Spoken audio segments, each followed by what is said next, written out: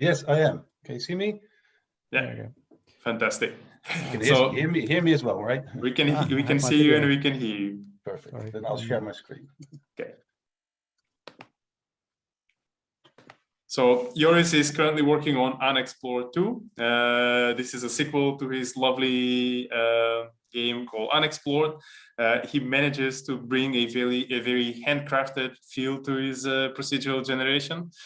And if you're actually interested in the algorithms behind the original Unexplored game, you can check our YouTube channel and find a talk called, I believe it was Cyclic Dungeon Generation. Yes. But today we will have a slightly different talk where Joris will speak about radical content generation. I'm super curious to hear more details about that. So Joris, the floor is yours. I'm excited about this. Thanks for the lovely introduction as well, Bojan. Today I'm going to talk from a slightly different perspective than the previous speaker has. That was a talk that's about a very interesting tool. A tool that's actually, from the looks of it, is much more sophisticated than the things that I'm working with. But today, actually, I'm more interested in talking about the design implications having all these wonderful technology has. Because one thing that I've done or been working on is moving from Unexplored 1, where I set up something very interesting for content generation. Moving to the second title is that I found out that I didn't change the tool that much, right? So the technology, in my experience at least, is at a certain level of power that we can start thinking about it in different ways. And that got me to thinking a little bit about something. Focus. There we go. Something that you might have heard of talk about as the horseless carriage syndrome. Now, the horseless carriage syndrome is a notion that's been raised, or has been put forward by Marshall McLuhan as a media theorist, and he describes that the first cars, when they were developed, the first automobiles, they looked like carriages, except they didn't have the horses. They were self-powered, obviously, and they could drive in these things, but they were basically trying to mimic the things that they were already familiar with, and that was the horse-drawn carriage. And to me, and there's a lot of parallels, right? Marshall McLuhan describes it in the development of many new media and technology, and a very common and probably more relatable reference for us is if you look at early films. That the first films that when they were put on in front of a camera, they were basically theater plays, because that's the reference that people had. So the first films, they would make an elaborate set. They would put one camera in front and let actors act out the scene. And it wasn't until later people like Eisenstein, the Russian filmmaker, that they started experimenting with multiple cameras, with cuts. The film came into its own and became something different, something else that nobody could foresee, even though the technology was already there. And to me, if we look at procedural content generation in the current state of art, we have all these really powerful tools, right? So we just saw an example of something that I'm really excited about, and that has a lot of potential. But the question for me is always, okay, what are we going to use it for? And sadly, what I see very often is that we have our own sort of syndrome, which I sometimes call the robotic game designer syndrome, that we are using all these automated techniques to sort of create an automated game designer, and that also creates a lot of backlash because game designers don't want to be replaced by robots, and that's also somewhat beside the point, in the sense that this is not really our intention of using these techniques. But still, now if you look at how these techniques are sold, or how people are talking about these things, there's always, we can make more things, we can make it faster, we can make it cheaper, we can so instead of having a whole lot of level designers work on a lot of content, we can automatically generate it, and then it's just a parameter that we need to scale up a little bit, and then all of a sudden our games are so much bigger. But bigger in this case doesn't necessarily mean better, or more effective. Doesn't necessarily mean better. So, for example, if we think about making cars, right? The cars, and let's say this is a AAA car, or something that the industry is very good at handcrafting, lovely design, a lot of machinery, a lot of love goes into building a car like that, and you got this wonderful product, right? And as soon as we start automating these parts, it becomes pretty difficult to replicate the same level of sophistication goes into a handcrafted. Well, this car is probably not handcrafted, but you get the idea that this product that has so much love and attention, and it's not that easily replaced. So right, so when we're thinking about content generation, sometimes we think of it, okay, can we automate this process? Can we invent smarter robots to build cars more efficiently? And obviously there is merit to it, right? So because typically if you think about what happens, and this is well documented outside game development as well, in software engineering, you know, as soon as you start automating processes, you don't gain time, right? Because people still spend the same amount of time working on the things, they start fine-tuning more. So what you gain sometimes is quality, and that's a good thing in itself. But it rarely brings down the time or costs to make something. We just use the same time and cost that we have available to and use those resources in a different way. But what I'm trying to advocate here is ways of trying to explore different ways, right? So we have these robot techniques for cars, but what if we can build robot cars with them, right? So to explore new places. And that's a difference. If we look at these automatic techniques, for me, it's really, really important to see what avenues these open up. What sort of affordance do they have that that allow us to create different games, new types of games? And I think there's plenty, because content generation allows us to do things that we couldn't do before, and we should dive into that space and explore, because there's more interesting opportunities there, right? So when they were building the first horseless carriages, they couldn't anticipate the freedom that high-speed connections with cars and availability of cars could actually bring to people, right? So that they couldn't really foresee how that would change society in many ways. And this is the curve that we're trying to get ahead of.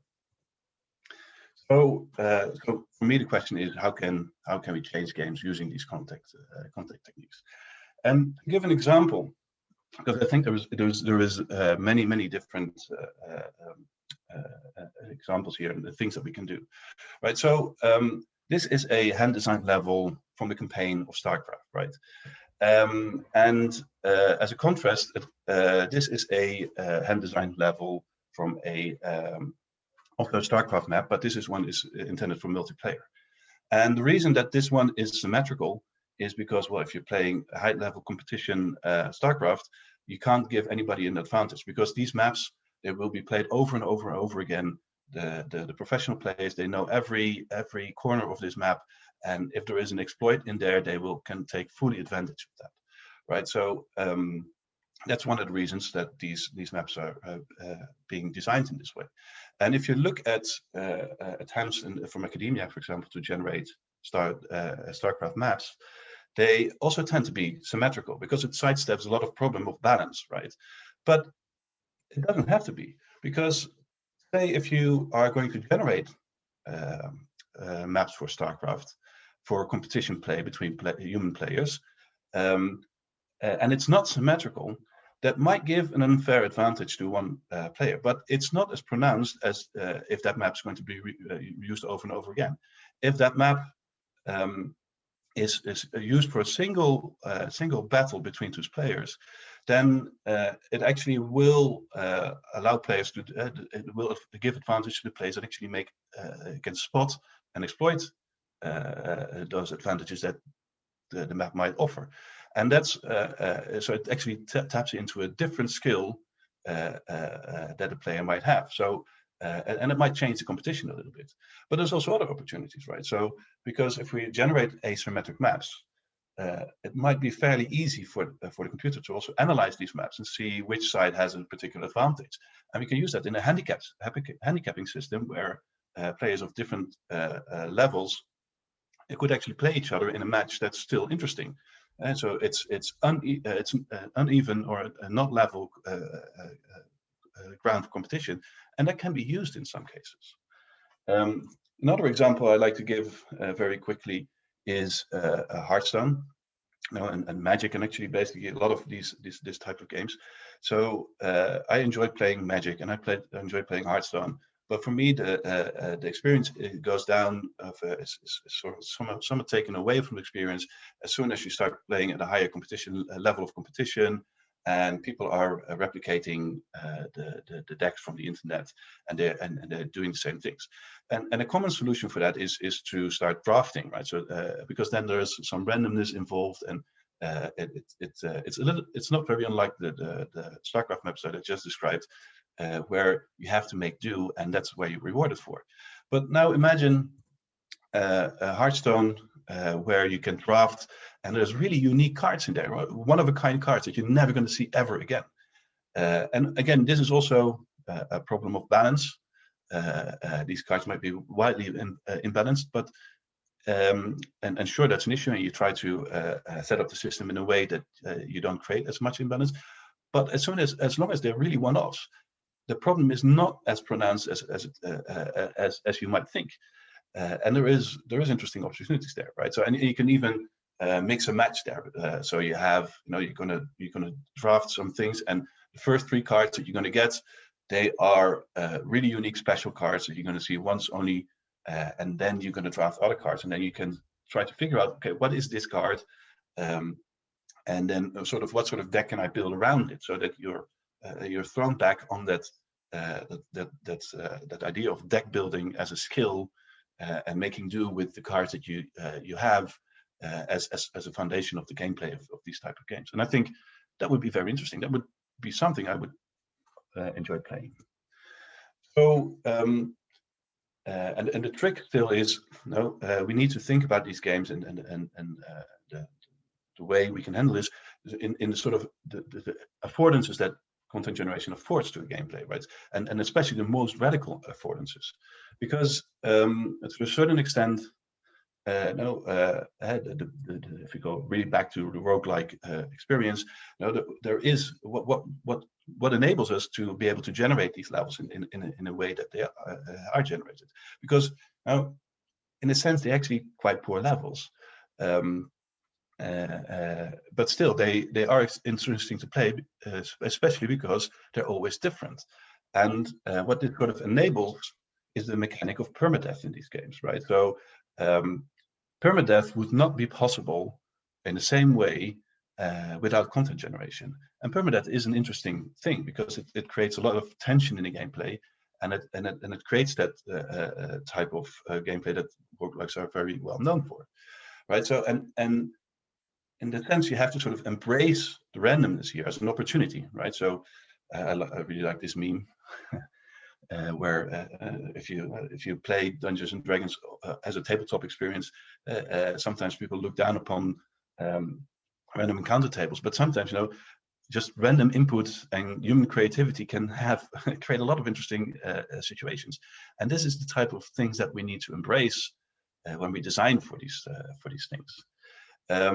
So if you look at more recent roguelike games, they really capitalize on this, right? So Broke, for example, where building up your character in a particular way is very important. And there is almost like, there's these moments in the game where you're offered a choice of different magical items, and you can only pick one. And this plays into almost like a drafting mechanic, right? So, and if you look at things like Nuclear Throne, where you, as soon as you level up, you get to choose an ability from a subset, and then sometimes you're more lucky to get better ones and whatnot. But it's almost like drafting, and that in a very good way. And I think you can build a lot of gameplay on top of that.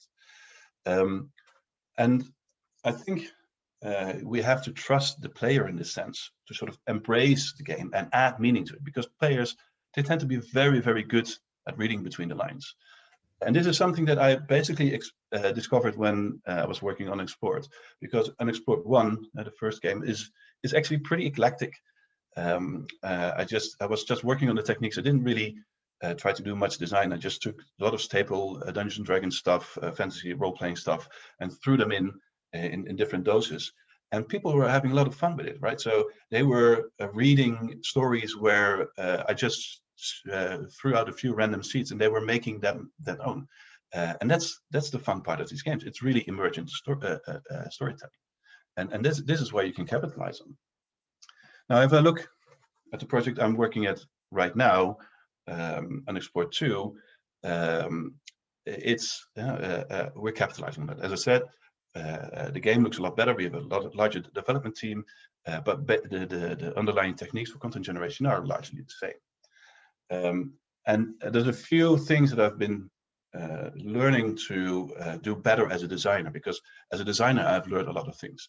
And one of them, and that's really me unthinking the way I have to think about level design, because I'm generating these stuff. And that's offer random challenges. Random challenges are good. These are the things that you really want to do, and instead of pre-designed solution, because that's what you would do in a handcrafted level, right? So you set up a level in a particular way. You would put in solutions so players can experience that. But here I'm not too much focused on the solutions as more as the challenges, and then I have to make sure that the game mechanics of the game are such that there is always opportunities and tools and things to work from, and that allows you to explore the game in a very interesting way. So here's a very interesting example that I saw, because the game has puzzles, right? So, and in a puzzle, obviously there is a correct solution, but I don't really care how people get to the solution, right? So the puzzles are solvable in a particular way. And a lot of puzzles that I have in this game are sort of what I call code-based puzzles. You have to find out which statue to break to get a thing, and there might be clues in how you can read these environments. And there's a very funny episode from Unexplored 1 that was once played on a YouTube video by Michael Cooker, who might as well be in the audience here, or might see this at a later stage. But he was solving a puzzle like that in a completely wrong way, but he was lucky and he broke the right thing, and he got the reward for it. And he had a very complex rationale why that was the correct solution, which was completely inaccurate, but it worked for him, and it was a good experience, right? And this is actually, and I don't care as a designer, because this is basically the ELIZA effect, right? So as a well-described, a very simple program that just reflects back questions to you. It's like an online tarot cards, but people read a lot of sophistication, a lot of intelligence behind the lines, and we can easily do that with our games.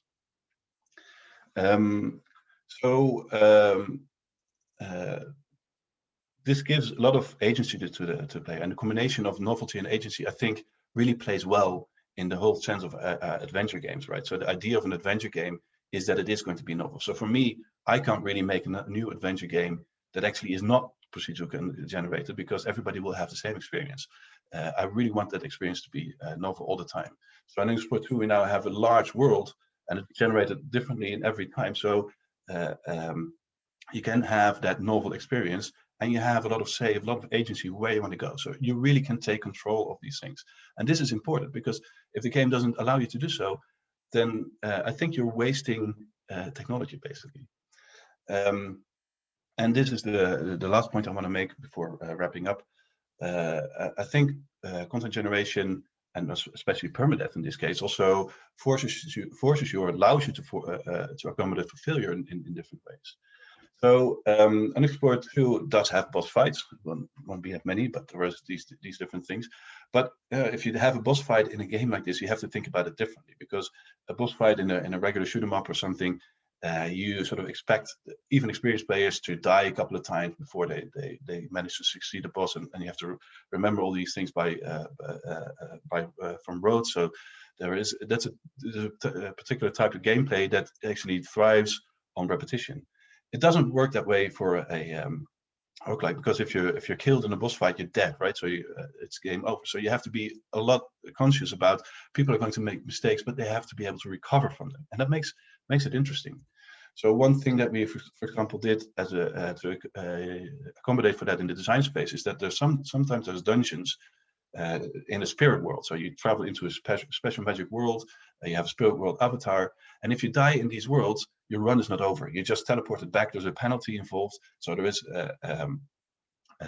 there's definitely a risk and a reward here, but the stakes are different, and you can actually fail in this spirit world, but don't fail in the world as large. So you can learn from that experience and press on.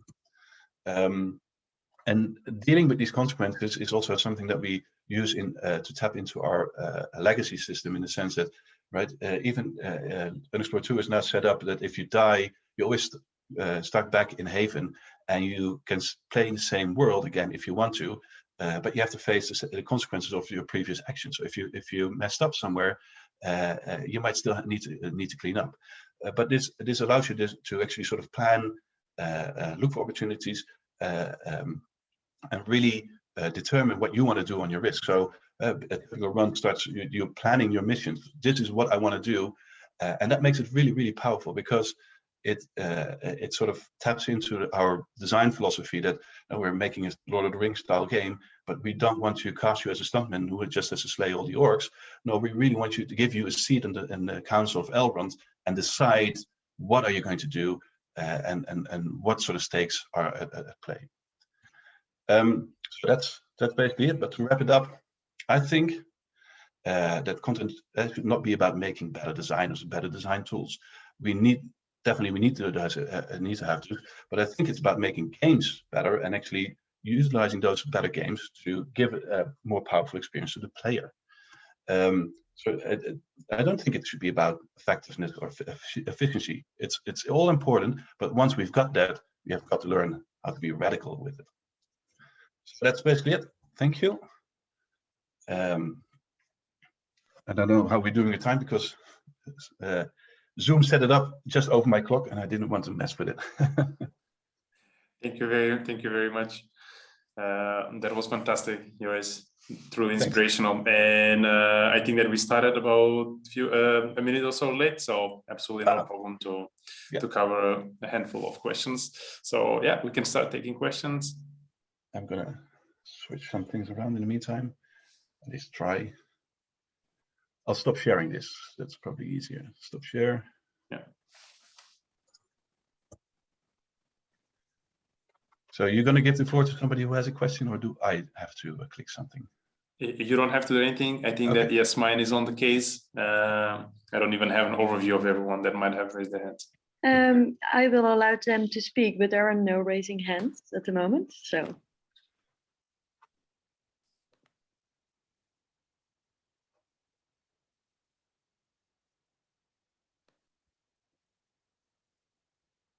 And is there anything in the written?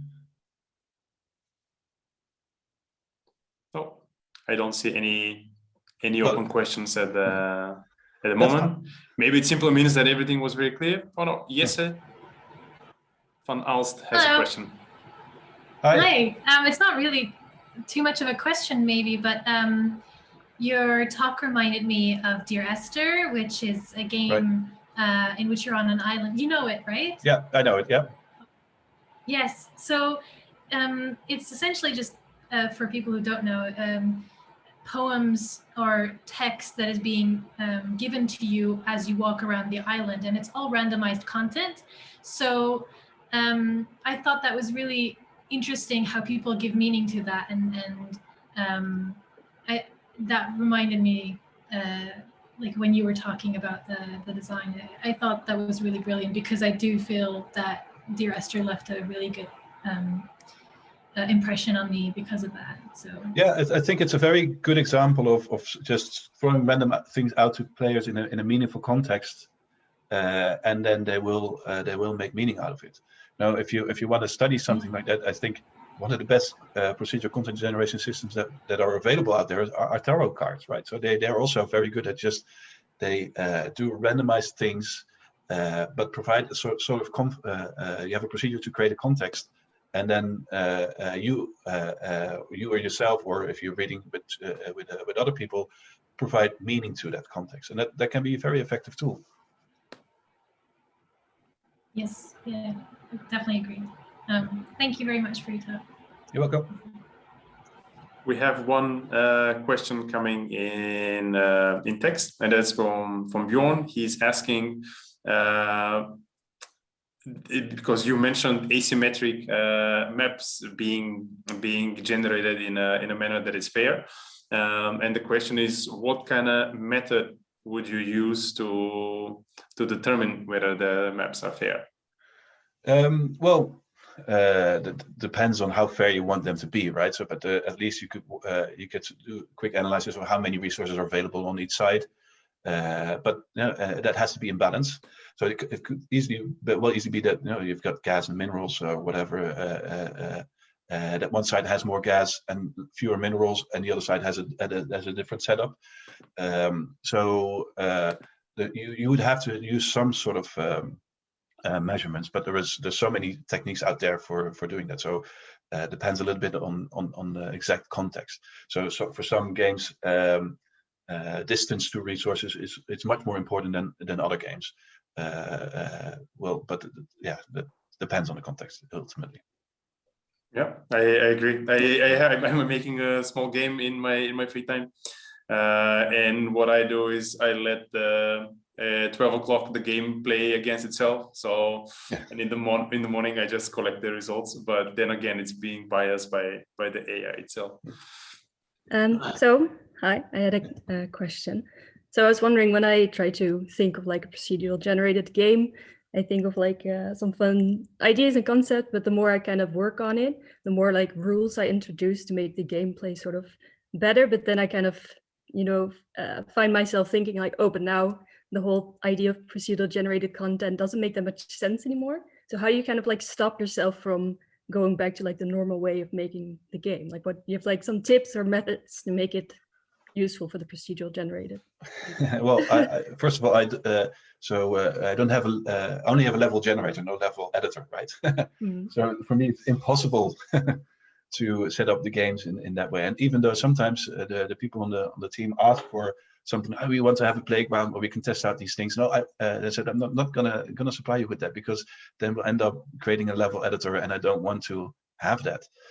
We're using Unity, right? But everything is loaded in the scene, so our scenes are empty, and that sort of enforces that feel. That's one thing. And then but it also takes discipline, right? So it takes some discipline, and it also takes some way of thinking. Okay, the mechanics and the base mechanics have to be set up in a way that they can actually accommodate for this type of gameplay. But you want everything to be free and open. But yeah, I guess it's discipline ultimately and experience. But yeah, just hang in there. That's that's the best advice, I guess. Okay. I can see Oscar has raised his hand, but I don't know. That's the only hand I can see. Hello. Hey. Hi. Really interesting talk. Can you hear me all right? Yeah, I can hear you. You're a little bit soft, but I can pump up my volume to make sure that I can hear you. All Go right, ahead. cool. Yeah, that was really interesting. So you talked a lot about sort of randomness and generation naturally. I was thinking, what do you think or how do you think about the role of familiarity in your work? So when things are very random and generated, I feel like people, when they played for a bit, they kind of feel like they can feel a bit disconnected, and people can't really compare their experiences to each other. So do you have some kind of elements that sort of occur that are the same for all players, like for example, some bosses or some units or some biomes or things like that? And how do you think about, can you do even cooler things with in between things? So you generate biome styles, but you generate like similar ones or the same ones occasionally, so you learn to recognize different areas? Or how do you think about those kind of things?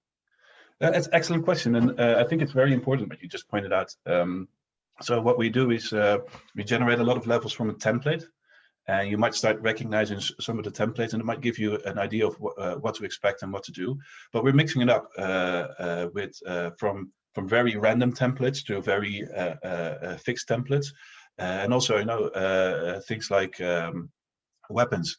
So you can easily generate a randomized weapon, and they exist in the game. But there's also, we mix it up with some really designed artifacts that might have also some randomness, but far little. And then the advantages of that, you might have seen a playthrough of somebody that I don't know has heard about the mythical sword of whatever dragon slaying, and then you hear a reference in the game, because we do a lot of foreshadowing, which is also important, that sword might be in the world that you've been generated, and that creates a lot of anticipation, because I think readability and familiarity and anticipation really drives the story, right? So even though a level is generated, the way we set it up, we generate the world first, and we sort of know everything that's in there, at least to some level of detail, and then we can do a lot of foreshadowing, already giving a lot of clues, and then make sure that a particular dungeon is not a hodgepodge of very eclectic things, but now this dungeon will always be fire and water themed, for example, and that will funnel the gameplay in a particular direction, and then we can tell the player that will be the case, and that the nature of the challenges that the player will encounter there will be of a particular nature, so that the player can prepare for that as well. Because, as I also mentioned, right, we don't like to bake in the solutions. We try to offer the challenges and then let the player come up with their own solutions. So yeah, it's really important. I think it's making it's probably the difference between what I'm not want to call it amateur, because it sounds too sticky, but that some inexperienced builders of content generation do. So they just do all these random things, and when people are more experienced, they will find these ways to build in this familiarity. Michael Cook, who actually referenced it during the talk, he has some notion of readability of these generators. That's from an academic point of view that really taps into it. So I hope that answers the question.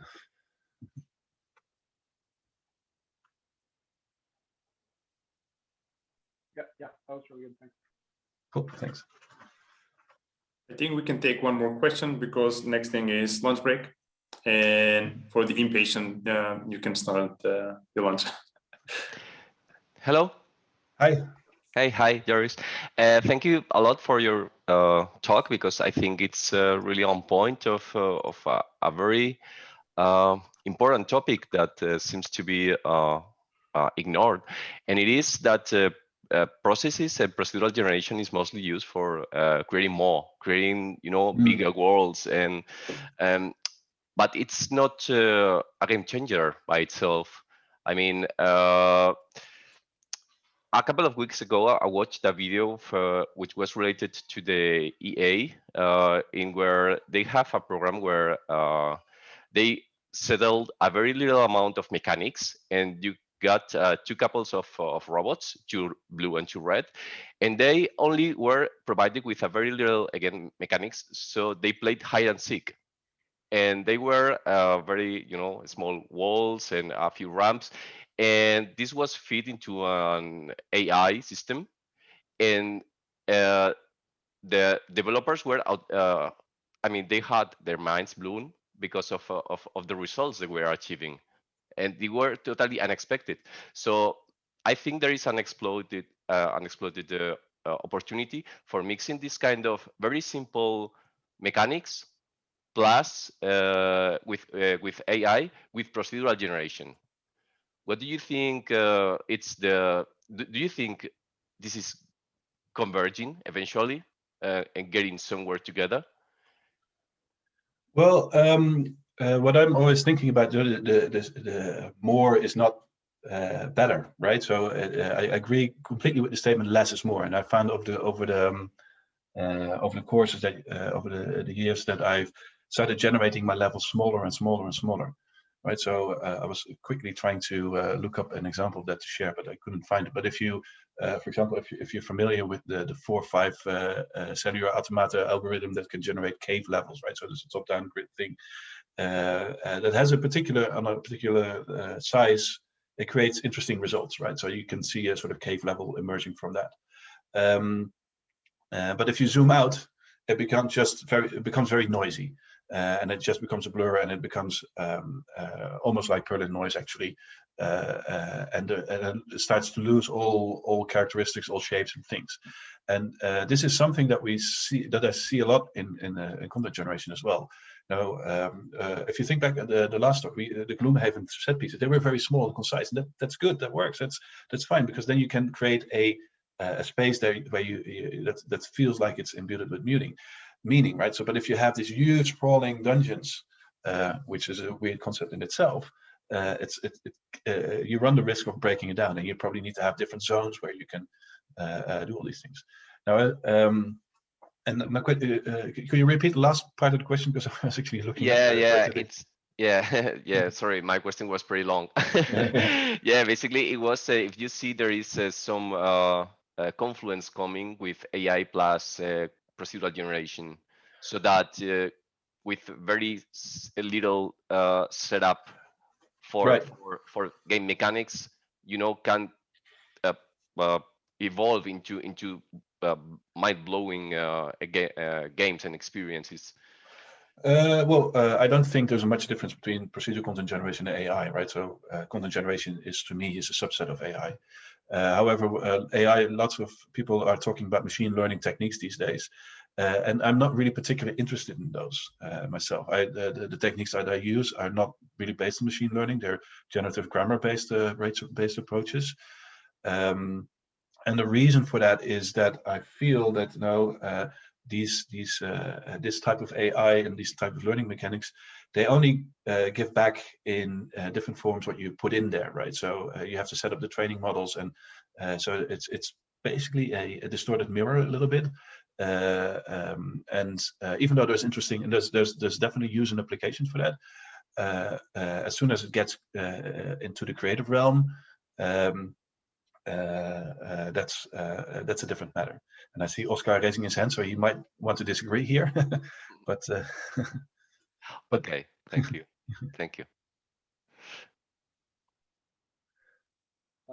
Hey, I'm just gonna unmute that. Yeah, no, I very much agree with that. But I was gonna ask you, have you done any work with generating sort of more aesthetic things like color palettes, for example, or maybe different flower species that might exist in the game? I think doing those kind of things would be very interesting. But I also think it might be because that's usually how you keep the kind of familiarity of these things, and how you make people recognize what kind of area something is, that you have a consistent color palette. But I also think it would be very interesting to experiment with generating those kind of things. I have some experience with that, but not much, because I found that you can only do so much, right? But there is, so we generate levels that can mix and match different themes, and you can get some very unexpected outcomes also in the ways that the color palettes are, or the colors are used that you hand to the game. I have also some in the previous games, I had a class of enemies called mutants, and their abilities would actually be unique for that run. So they could draw abilities from a whole lot of different, a whole range of palettes of these things, and that would be very interesting. And I would love to be able to do more with really generated trees and the flora and fauna, but that's just just try to take one step at a time before we start running, right? So because I do feel that all these aesthetics are nice and important, but for me gameplay comes first, and that's where I want to focus on.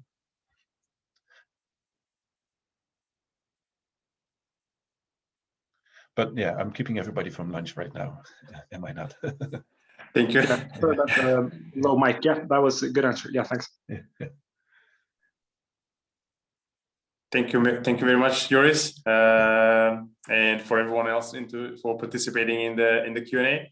Indeed, it's time for a lunch break, and we'll see you all in about 48 minutes. So at 1 o'clock we are back with the student sessions, followed with with a session with Oscar. Bye bye. Thanks.